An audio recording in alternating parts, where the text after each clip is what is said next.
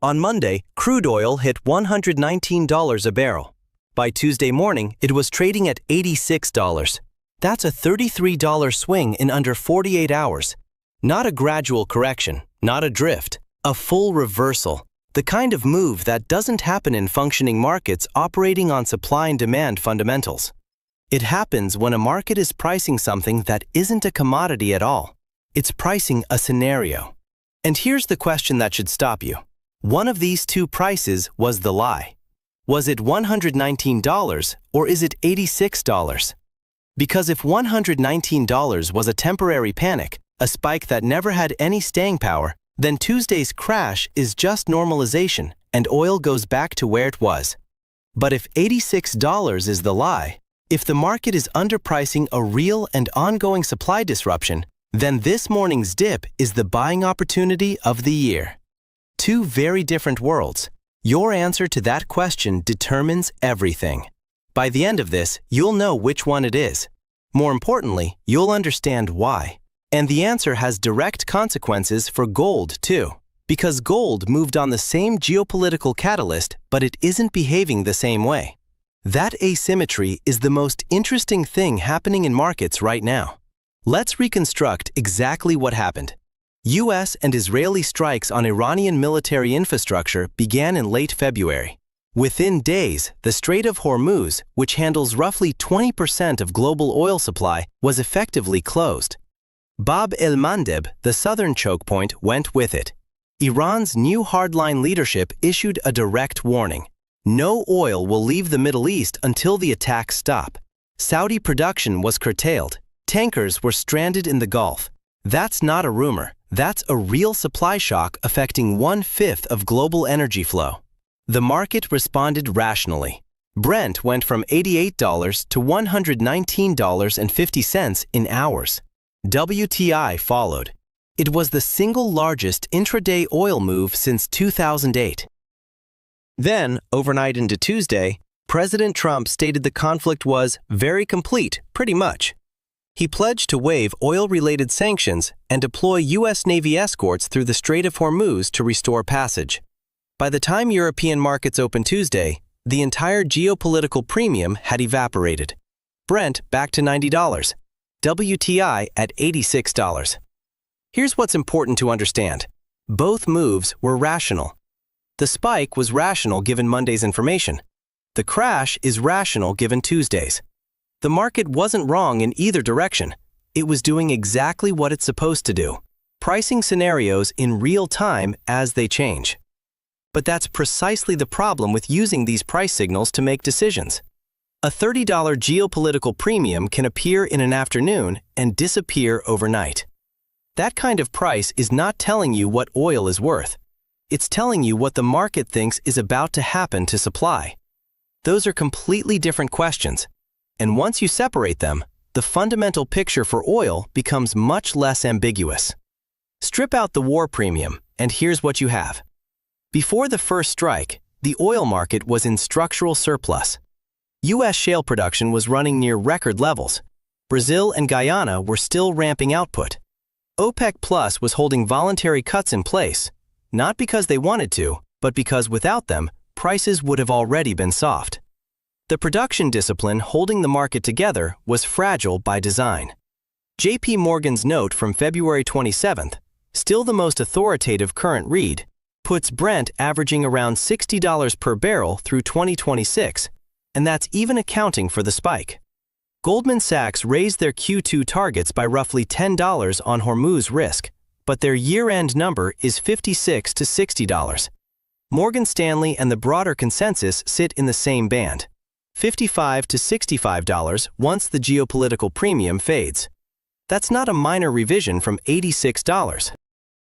That's the market potentially still trading $25 above where the world's most sophisticated commodity desks think the fundamentals actually warrant. Here's the structural piece that most retail commentary misses. It's not just supply that's changing. Demand is changing too.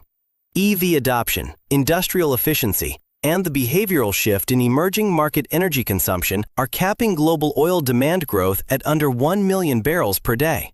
That ceiling is lower than it was 5 years ago, and it's moving down every year. The supply surplus isn't a 2026 story. It's a multi-year structural reality. So here's a direct question. Have you actually priced what it means that JP Morgan, Goldman Sachs, and Morgan Stanley all see oil in the $55 to $65 range by the end of this year? Not as a bear case, as their base case. Because $86 oil with those banks on the other side of the trade is a position that requires a lot of confidence in a very specific geopolitical outcome holding. Now look at gold. Gold is at $5,185 today. It's down from its January all-time high above $5,589, but it's not collapsing.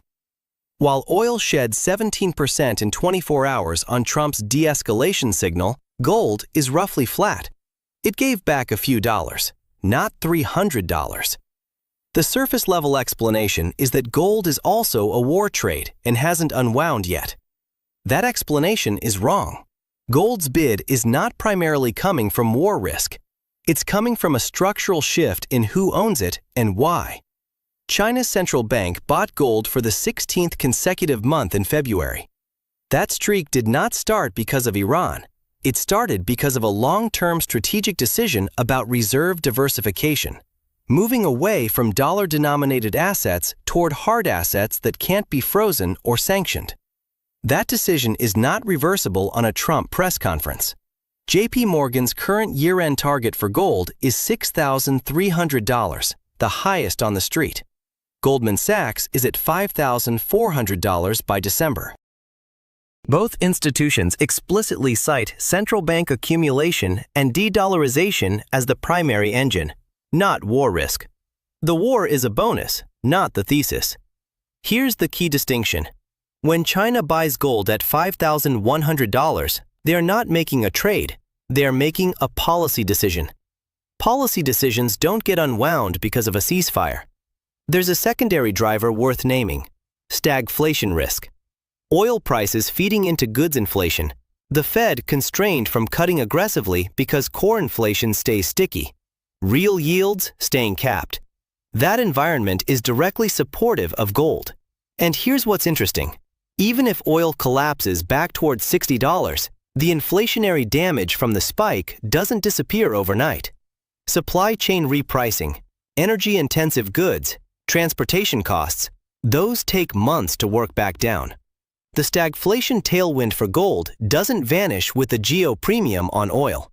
The floor under gold is rising because structural buyers are setting it higher with every purchase. That's different from a war trade. A war trade has a defined exit. This doesn't. Let's map the scenarios clearly, because this is where most commentary gets lazy.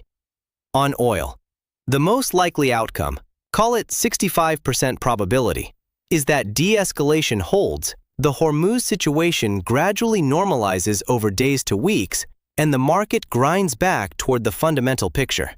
That means Brent drifting toward $80 to $85, then lower through the year as the surplus asserts itself. The API inventory data this afternoon is the next hard signal. If it shows a build of 3 to 5 million barrels as expected, that accelerates the move down. There's a 20% scenario where oil retests $100. That happens if the API report shows a surprise draw, meaning the disruptions were more real than markets currently believe, or if Iran makes a retaliatory move against Saudi infrastructure or a U.S. asset. That scenario is live. Don't dismiss it. But notice that it requires new information, not a continuation of the current narrative. And there's a 15% scenario where oil breaks hard below $80. Quick peace signals, explicit Hormuz reopening. The surplus hits the tape simultaneously. That's the outcome the structural bears are waiting for. On gold, if the war drags on, even at low intensity, the safe haven bid persists and the structural bid accelerates. Target $5,250 to $5,300 near term with room higher. If the war ends fast, you get a safe haven unwind, but the structural floor holds. A dip toward $5,150 in that scenario is likely a buy, not a break. The one thing that genuinely threatens the gold thesis is a hawkish Fed surprise. If Bowman or another governor signals that rate cuts are off the table and real yields spike sharply, that would pressure gold. But here's the constraint.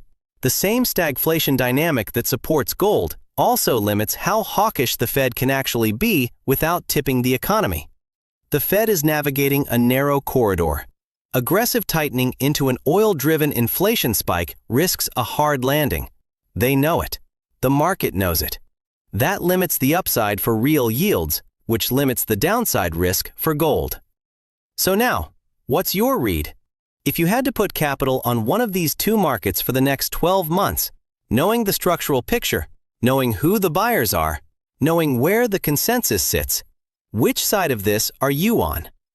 Oil is a geopolitical lottery ticket right now. You can trade it, but you cannot own it on fundamentals. The risk premium appears and disappears in hours, and the underlying supply picture argues for prices well below where we are today. Gold is the opposite. The geopolitics are noise on top of a structural thesis that was already in place, and still is. The two markets move together on the same event. They will not move together on the exit. That asymmetry is the trade. Everything discussed here is for educational purposes only. None of it constitutes financial advice. The scenarios and analysis represent one informed perspective. Yours may differ, and the markets have a way of humbling every perspective eventually. Do your own research, understand your own risk tolerance, and make your own decisions.